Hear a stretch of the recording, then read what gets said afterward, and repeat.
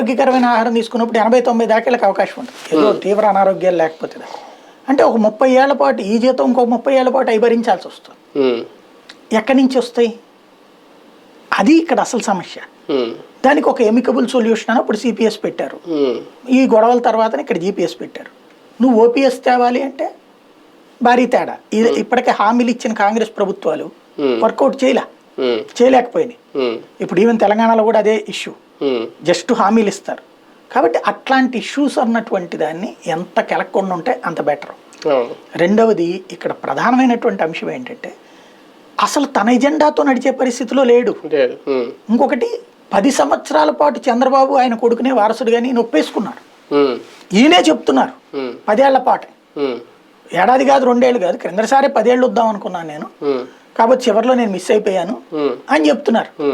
అందువల్లనే జగన్ వచ్చాడని. అందులో విచిత్రం ఏంటంటే ఈయన యువతలకు వస్తే ఈయనకి 6% ఓట్లు వచ్చింది, వాళ్ళకి 40% ఓట్లు వచ్చినాయి. ఒకవేళ కనుక తెలుగుదేశానికి 49% ఓట్లు వచ్చి ఈయనకు ఒక 5% ఓట్లు వచ్చి జగన్కి గనక 51 దగ్గర గెలిచి ఉంటే గనక, ఇదే 45 దగ్గర 48 దగ్గర 49 దగ్గర గెలిచి ఉంటే గనక ఈయన చెప్పేదానికి ఒక అర్థం ఉండేది. ఇద్దరు కలిపితే 46%, జగన్కి వచ్చింది 51% అక్కడ. అయినా నా వల్ల జగన్ గెలిచాడు అంటున్నాడు ఆయన. మరి అది ఏ రూట్లో ఉంది?